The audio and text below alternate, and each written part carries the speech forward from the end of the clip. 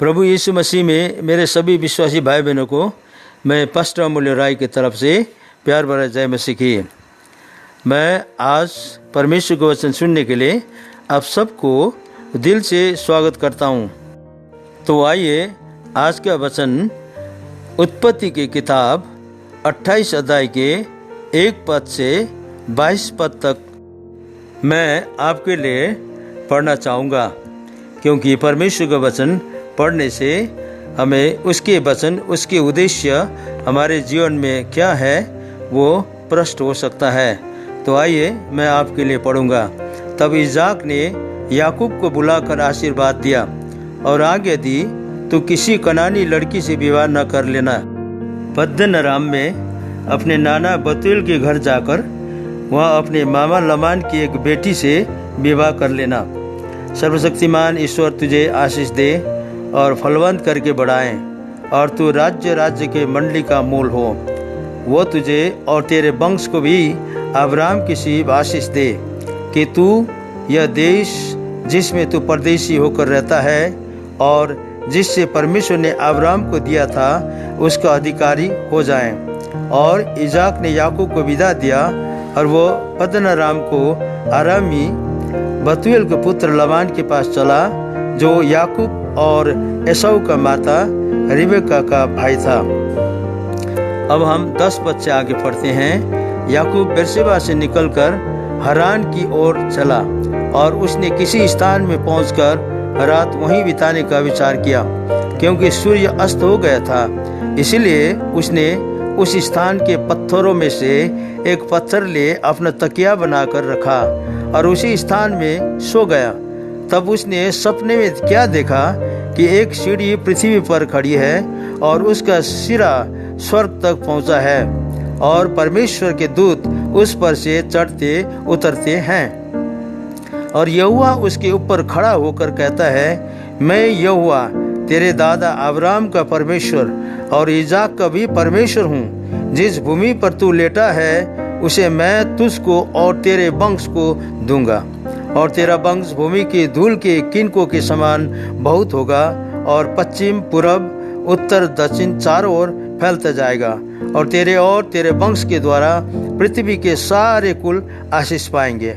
और सुन, मैं तेरे संग रहूंगा और जहाँ कहीं तू जाए वहाँ तेरी रक्षा करूंगा और तुझे इस देश में लौटा ले आऊंगा।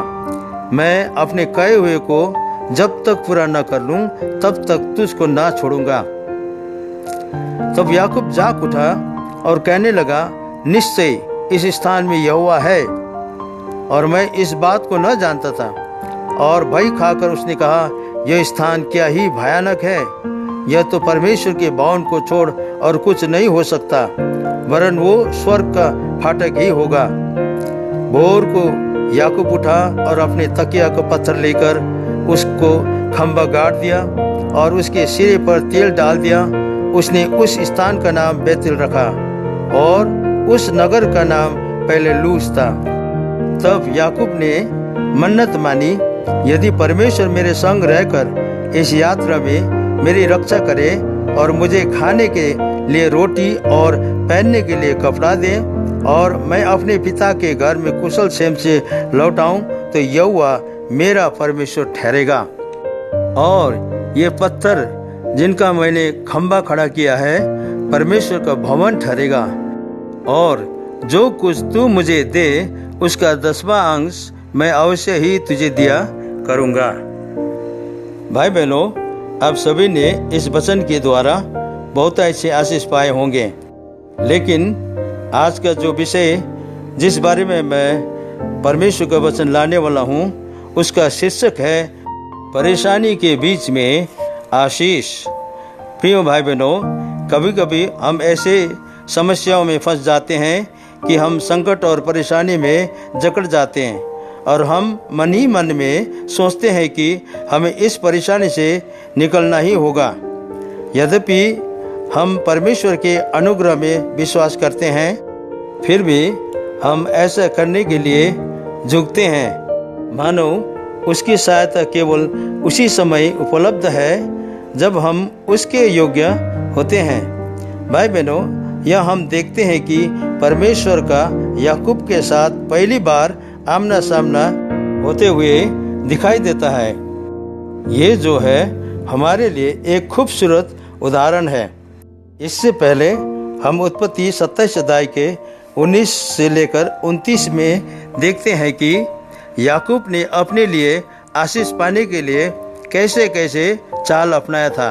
इस प्रकार याकूब ने अपने पिता की आशीष पाने के लिए वो सब कुछ किया जो वो कर सकता था। आखिरकार वो धोखा देकर सफल हो गया और अपने भाई की आशीष प्राप्त कर लिया। ये सब घटना का परिणाम एक विभाजित परिवार था।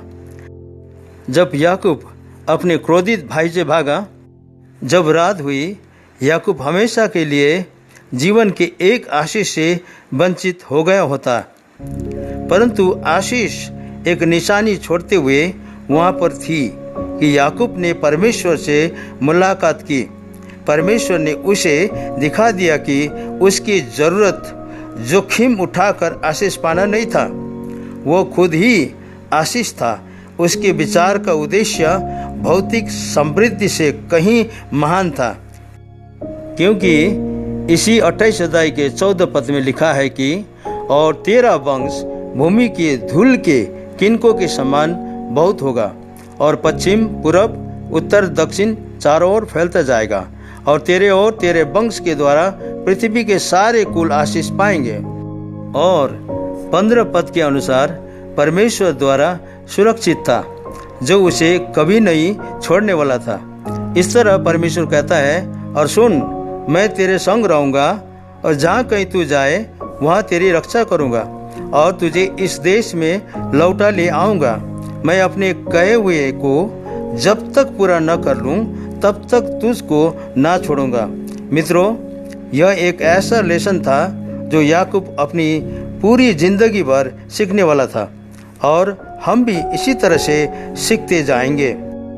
चाहे हम जितनी बार दुख प्रकट करें या परमेश्वर हमसे दूर नजर आए, भाई बहनों, वो हमारे बीच में उपस्थित हैं और हमें परेशानियों में से निकालकर अपने आशीष देना चाहता है।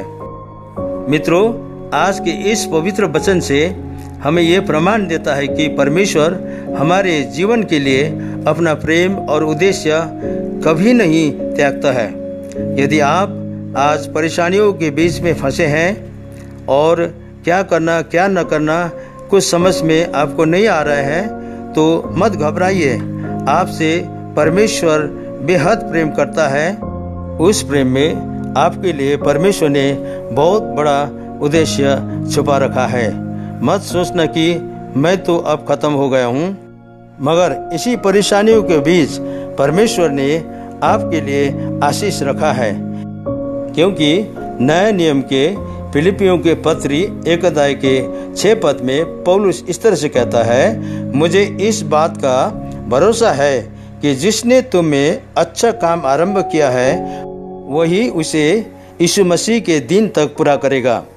तो भाई बहनों, परमेश्वर का वचन आप लोगों ने यहाँ तक सुना है। मैं जानता हूँ इस वचन के द्वारा आप सब आशीषित हो गए होंगे। यदि आज आप परेशानी में है और कष्टों में है, उलझन में है और असमंजस में है, तो इसी बीच में परमेश्वर ने आपके लिए आशीष भी रखा है। हमारे परमेश्वर जिंदा परमेश्वर है। आपको इस परेशानियों में से, दुख में से, मुसीबत में से परमेश्वर निकालेगा और परमेश्वर उसके उद्देश्य के मुताबिक आपको आशीष देकर उस उच्च स्थान पर परमेश्वर ले जाएगा। तो परमेश्वर इस वचन के द्वारा आप सबको आशीष दे। आइए हम आशीर्वाद के साथ आज इस वचन को अंत करते हैं। अब परमेश्वर पिता का प्रेम और हमारा प्रभु यीशु मसीह का अनुग्रह और शांति और पवित्र आत्मा का संगति और सहभागिता आप और हम सबों के साथ सदा सर्वदा बनी रहे। आमीन।